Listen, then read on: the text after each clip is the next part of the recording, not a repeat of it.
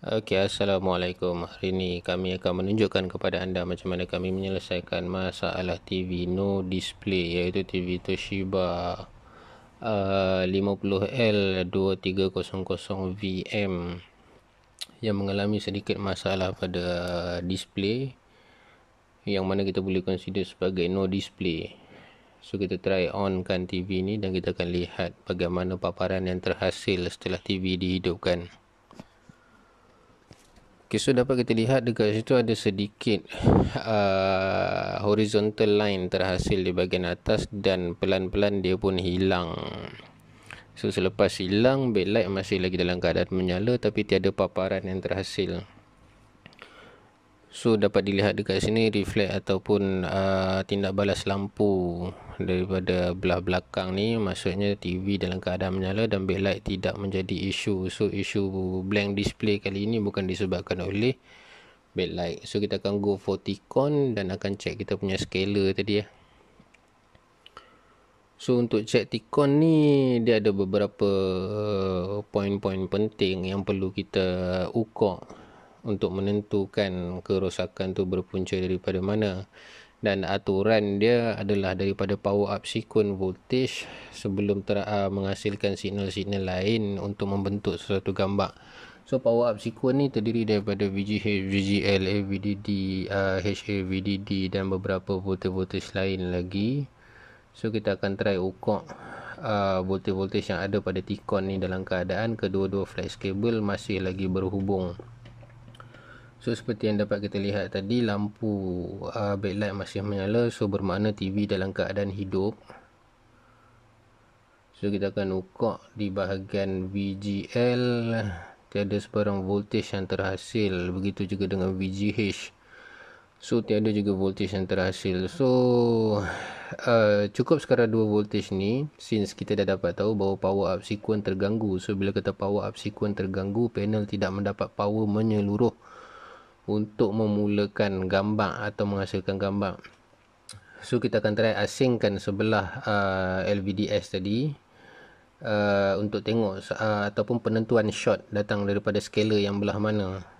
So kita dah asingkan sebelah, kita dah cabut sebelah dan kita dapat lihat ada voltage VGL negatif 5 dekat situ dan VGH 29.9. So jangkaan pertama ataupun ramalan pertama bahawa short datang daripada scaler yang belah sini, yang belah kita cabutkan yang awal ni tadi. So kita tengok paparan yang terhasil. So kes macam ni terjadi bila mana panel memerlukan kedua-dua LVDS dihubungkan kepada Tikon ataupun masih ada short lagi, sebab ada setengah kes yang mana sebelah sahaja sudah memadai dan ada setengah kes yang mana kedua-dua belah bahagian panel perlu bersambung kepada Tikon. So kita tak dapat tentukan lagi secara jelas kerosakan sebenar yang berlaku dekat sini. So kita sambungkan kembali flex cable yang tadi dan kita cabutkan sebelah ni pula untuk mengukur bacaan VGH dan VGL. Suppose kalau kata andaian pertama kita betul short datang daripada belah sana, by the time kita sambungkan balik flex cable ni tadi, tiada bacaan VGH dan VGL yang akan terhasil.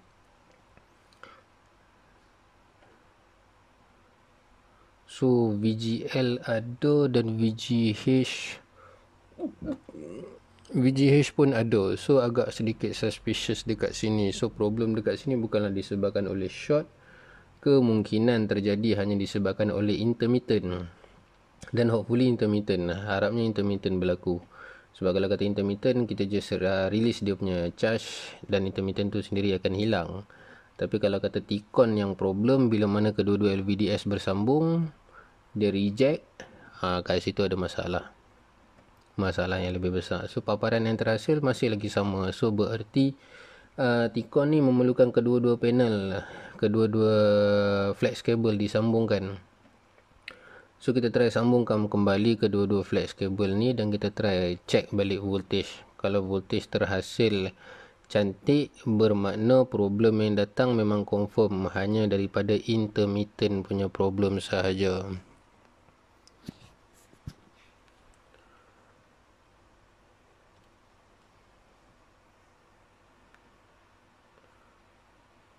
So kedua-dua flex cable telah pun kita sambung, TV telah pun kita on dan kita check kembali. Setelah kedua-dua flex cable disambungkan semula pun VGL dan VGH tetap ada. So that's mean 100% kita tepat bahawa problem yang terjadi disebabkan oleh intermittent.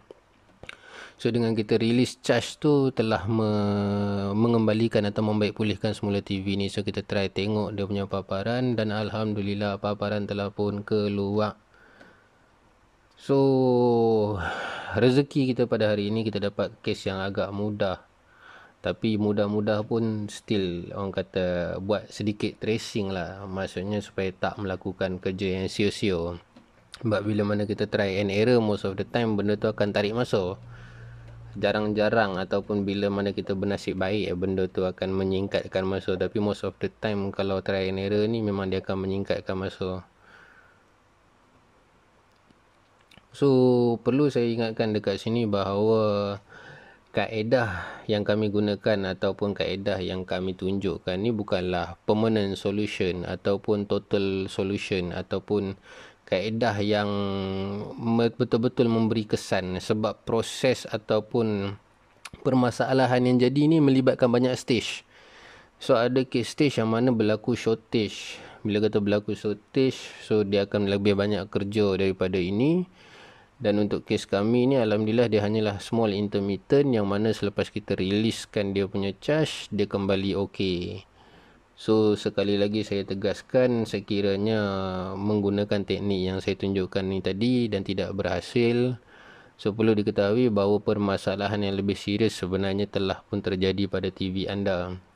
Dan sekiranya masalah ini berjaya diselesaikan dengan kaedah yang kami tunjukkan ni, bermakna memang hanya intermittent kecil yang berlaku pada TV anda.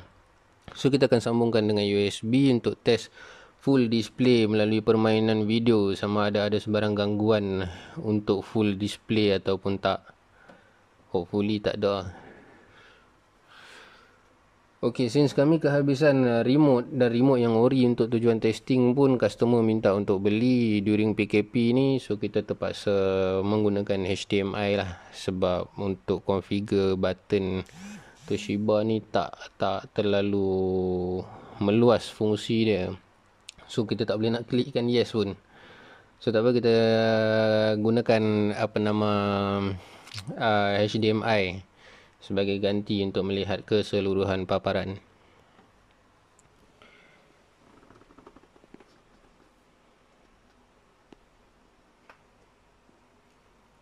Bagi mereka-mereka yang berkemahiran, bolehlah try untuk buat sendiri. Yang mana nak DIY tu boleh juga cuba-cuba sendiri, tapi tak dinasihatkan untuk memandai-mandai. Sebab bila mana anda memandai-mandai, by the time anda hantar pula dekat technician akan jadi lebih pening kepala nak buat. Sebab bekas kesan apa yang telah anda lakukan. So alhamdulillah kita dapat tengok dekat sini keseluruhan display nampak cantik, tak ada sebarang gangguan, dan memang permasalahan yang jadi berpunca daripada small intermittent semata-mata. So rezeki kami untuk hari ini. Dan kes ni hanya 10% daripada kebanyakan kerosakan panel yang disebabkan oleh intermittent ni. Most of the time 90% disebabkan oleh shortage. So kira rezeki kami dekat sini. Dan saya ulang sekali lagi, ini bukanlah total solution. Sekiranya kaedah ini tidak mampu memperbaiki permasalahan TV anda haruslah mencari technician yang lebih pakar, ataupun perlu memahami kaedah tracing yang lebih afdol. So itu saja daripada kami. Terima kasih kerana menonton. Assalamualaikum.